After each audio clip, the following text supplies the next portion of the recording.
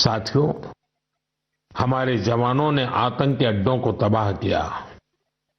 यह उनका अदम्य साहस था और उसमें शामिल थी भारत में बने हथियारों, उपकरणों और टेक्नोलॉजी की ताकत।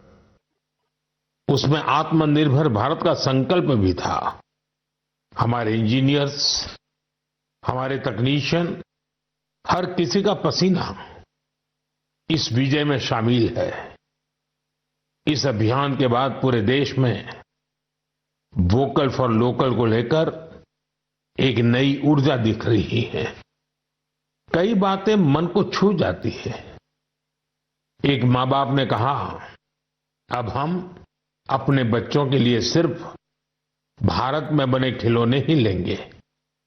देशभक्ति की शुरुआत बचपन से होगी। कुछ परिवारों ने शपथ ली है, हम अपनी अगली छुट्टियां देश के किसी खूबसूरत जगह में ही बिताएंगे। कई युवाओं ने मेड इन इंडिया का संकल्प लिया है, वो देश में ही शादी करेंगे। किसी ने ये भी कहा है, अब जो भी गिफ्ट देंगे वह किसी भारतीय शिल्पकार के हाथों से बना होगा।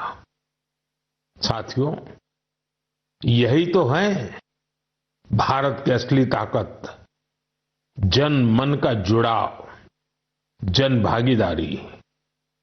मैं आप सबसे भी आग्रह करता हूं, आइए इस अवसर पर एक संकल्प लें। हम अपने जीवन में जहां भी संभव हो देश में बनी चीजों को प्राथमिकता देंगे।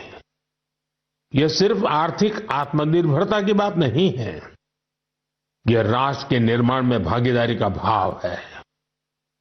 हमारा एक कदम भारत की प्रगति में बहुत बड़ा योगदान बन सकता है। साथियों, बस से कहीं आना जाना कितनी सामान्य बात है, लेकिन मैं आपको एक ऐसे गांव के बारे में बताना चाहता हूं जहां पहली बार एक बस पहुंची। इस दिन का वहां के लोग वर्षों से इंतजार कर रहे थे और जब गांव में पहली बार बस पहुंची तो लोगों ने ढोल नगाड़े बजाकर उसका स्वागत किया। बस को देखकर लोगों की खुशी का ठिकाना नहीं था। गांव में पक्की सड़क थी, लोगों को जरूरत थी, लेकिन पहले कभी यहां बस नहीं चल पाई थी। क्यों? क्योंकि ये गांव माओवादी हिंसा से प्रभावित था। यह जगह है महाराष्ट्र के गढ़चिरौली जिले में और इस गांव का नाम है काटेजरी। काटेजरी में आए इस परिवर्तन को आसपास के पूरे क्षेत्र में महसूस किया जा रहा है। अब यहां हालात तेजी से सामान्य हो रहे हैं।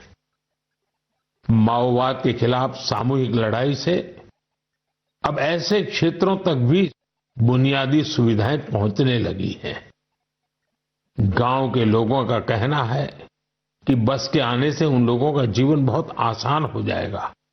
साथियों, मन की बात में हम छत्तीसगढ़ में हुए बस्तर ओलंपिक और माओवाद प्रभावित क्षेत्रों में साइंस लैब पर चर्चा कर चुके हैं।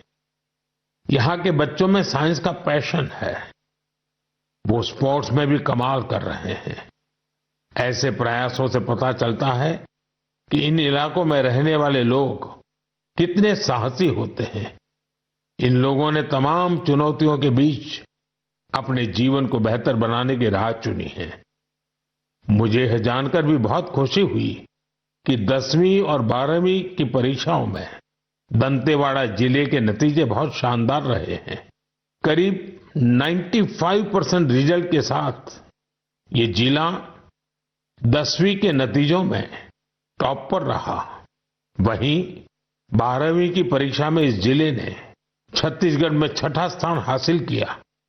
सोचिए, जिस दंतेवाड़ा में कभी माओवाद चरम पर था, वहां आज शिक्षा का परचम लहरा रहा है।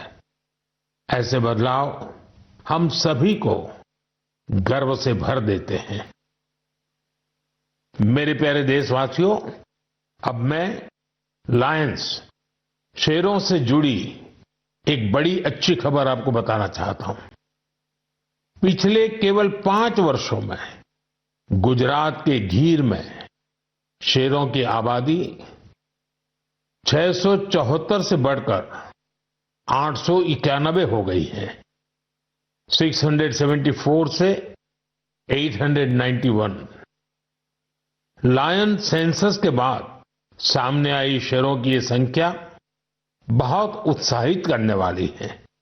साथियों, आप में से बहुत से लोग यह जानना चाह रहे होंगे कि आखिर ये एनिमल सेंसस होती कैसे है। ये एक्सरसाइज बहुत ही चुनौतीपूर्ण है। आपको यह जानकर हैरानी होगी कि लायन सेंसस 11 जिलों में 35,000 वर्ग किलोमीटर के दायरे में की गई थी। सेंसस के लिए टीमों ने राउंड द क्लॉक यानी 24 घंटे इन क्षेत्रों की निगरानी की। इस पूरे अभियान में वेरिफिकेशन और क्रॉस वेरिफिकेशन दोनों किए गए। इससे पूरी बारीकी से शेरों की गिनती का काम पूरा हो सका। साथियों, एशियाटिक लायन की आबादी में बढ़ोतरी ये दिखाती है कि जब समाज में ओनरशिप का भाव मजबूत होता है तो कैसे शानदार नतीजे आते हैं। कुछ दशक पहले गीर में हालात बहुत चैलेंजिंग थे, लेकिन वहां के लोगों ने मिलकर बदलाव लाने का बीड़ा उठाया। वहां लेटेस्ट टेक्नोलॉजी के साथ ही ग्लोबल बेस्ट प्रैक्टिसेस को भी अपनाया गया। इसी दौरान गुजरात ऐसा पहला राज्य बना जहां बड़े पैमाने पर फॉरेस्ट ऑफिसर के पद पर महिलाओं की तैनाती की गई। आज हम जो नतीजे देख रहे हैं उसमें इन सभी का योगदान है। वाइल्ड लाइफ प्रोटेक्शन के लिए हमें ऐसे ही हमेशा जागरूक और सतर्क रहना होगा। मेरे प्यारे देशवासियों, 2-3 दिन पहले ही मैं पहली राइजिंग नॉर्थ ईस्ट समिट में गया था। उससे पहले हमने नॉर्थ ईस्ट के सामर्थ्य को समर्पित अष्टलक्ष्मी महोत्सव भी मनाया था। नॉर्थ ईस्ट की बात ही कुछ और है। वहां का सामर्थ्य, वहां का टैलेंट वाकई अद्भुत है। मुझे एक दिलचस्प कहानी पता चली है क्राफ्टेड फाइबर्स की। क्राफ्टेड फाइबर्स ये सिर्फ एक ब्रांड नहीं, सिक्किम की परंपरा, बुनाई की कला और आज के फैशन की सोच, तीनों का सुंदर संगम है। इसकी शुरुआत की डॉक्टर चेवांग नोरबू भूटिया ने। पेशे से वो वेटरनरी डॉक्टर है,